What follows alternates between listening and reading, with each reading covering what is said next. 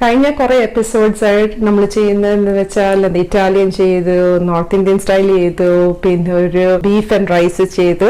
അപ്പം അതിലൊരു വ്യത്യസ്തമായിട്ടൊരു നൊസ്റ്റാൾജിക് ഒരു റെസിപ്പി ആയിട്ട് നമ്മൾ ഇന്ന് വന്നേക്കുന്നത്. അതായത് ഉണക്ക ചെമ്മീൻ ചമ്മന്തി പപ്പടത്തോരനും. ഉണക്ക ചെമ്മീൻ ചമ്മന്തി ഉണ്ടാക്കാനായിട്ട് നമുക്ക് ഉണക്ക ചെമ്മീൻ വേണം.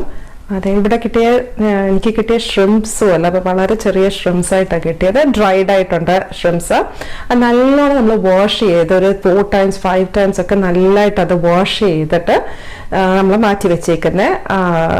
ഇതൊരു 1 കപ്പോളം, ഒരു 1.25 കപ്പോളം വരും.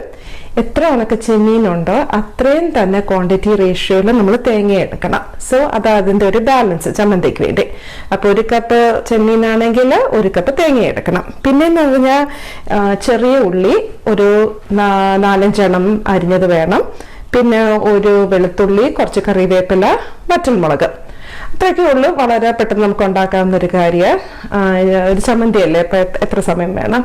ഇതിനകത്ത് ഫസ്റ്റ് സ്റ്റെപ്പ് എന്ന് പറഞ്ഞാൽ നമ്മൾ ഈ ചെമ്മീന് നല്ല പാൻ റോസ്റ്റ് ചെയ്ത് നല്ലോണം ഇതൊന്ന് ഫ്രൈ ചെയ്തെടുക്കണം.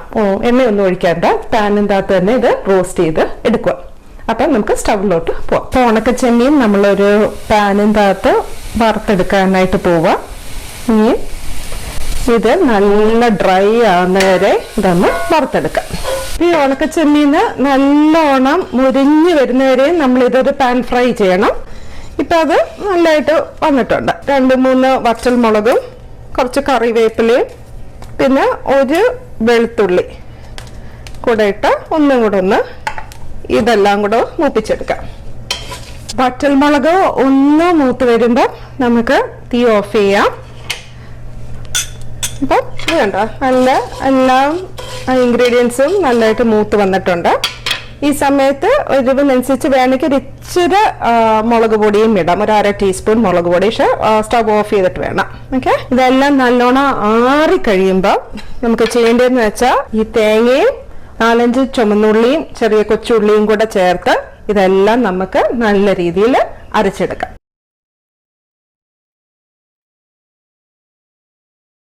ഇപ്പം നമ്മുടെ ഉണക്ക ചെമ്മീൻ ചമ്മന്തി ഇവിടെ അരച്ചു വെച്ചിട്ടുണ്ട്. ഇതിന്റെ ഉപ്പ് നിങ്ങൾ നോക്കണം, കാരണം ചെമ്മീൻ്റെ അകത്ത് ഓൾറെഡി ഉപ്പ് നമ്മൾ കഴുകി കളഞ്ഞാൽ ഇച്ചിരി ഉപ്പൊക്കെ കാണും. അതുകൊണ്ട് ഫുള്ളി അരച്ചു കഴിഞ്ഞിട്ട് ഉപ്പ് വേണമെന്ന് നോക്കണം. അങ്ങനെ നമ്മുടെ ഉണക്ക ചെമ്മീൻ ചമ്മന്തി കഴിഞ്ഞു. ഇനി പെട്ടെന്ന് ഒരു പപ്പടത്തോരനും കൂടെ നമുക്ക് വെക്കണം. സാധാരണ തോരൻ എടുക്കുന്ന പോലത്തെ കാര്യങ്ങള്, അത് തേങ്ങ, ജീരകം, ചെറിയ ഉള്ളിയും ഒരു വെളുത്തുള്ളി, പിന്നെ കടുക് പൊട്ടിക്കാനായിട്ട് കടുകും കുറച്ച് കറിവേപ്പിലൊക്കെ വേണം. അപ്പോൾ പപ്പടം നമ്മളിങ്ങനെ ചെറിയ പീസായിട്ട് കീറി എടുത്തിട്ട് എണ്ണയിൽ വറുത്തെടുക്കണം.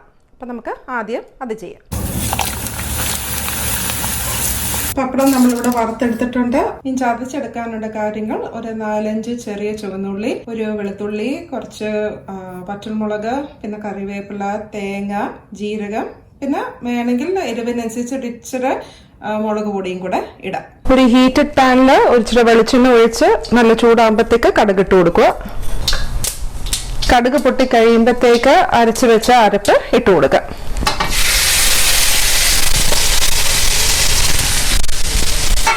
ഉപ്പിടുക. ഉപ്പിട്ട് കഴിഞ്ഞിട്ട് നമ്മൾ വറുത്ത് വെച്ച പപ്പടം അങ്ങോട്ട് ഇട്ട് കൊടുക്കുക. അരപ്പൊന്നും ഒരുപാട് മൂത്ത് പോകണ്ട. നമ്മൾ പെട്ടെന്ന് തന്നെ ഈ സ്റ്റേജസ് എല്ലാം ചെയ്യണം. ഉപ്പിട്ട് കഴിഞ്ഞാൽ ഉടനെ നമ്മൾ പപ്പടം ഇട്ട് കൊടുക്കുക. നല്ലോണം മിക്സ് ചെയ്യുക. സ്റ്റവ് ഓഫ് ചെയ്തിട്ട് നമുക്ക് സെർവ് ചെയ്യാം. അങ്ങനെ എൻ്റെ രാത്രിത്തെ അത്താഴം ഇവിടെ റെഡി ആയിട്ടുണ്ട്. പപ്പടത്തോരനും ഉണക്ക ചെമ്മീൻ ചമ്മന്തി, നല്ല ചൂട് ചോറും. Super taste. ഈ റെസിപ്പി ട്രൈ ഔട്ട് ചെയ്യണം. നിങ്ങൾക്ക് വീഡിയോ ഇഷ്ടപ്പെട്ടെങ്കിൽ ഷെയർ ചെയ്യണം, ലൈക്ക് ചെയ്യണം, കമന്റ്സ് ഒക്കെ പറയണം. പിന്നെ do subscribe the channel and do keep on supporting inspire and lead with Preetha. അടുത്ത ആഴ്ച വേറൊരു റെസിപ്പി ആയിട്ട് വരുന്നതായിരിക്കും. Until then, take care.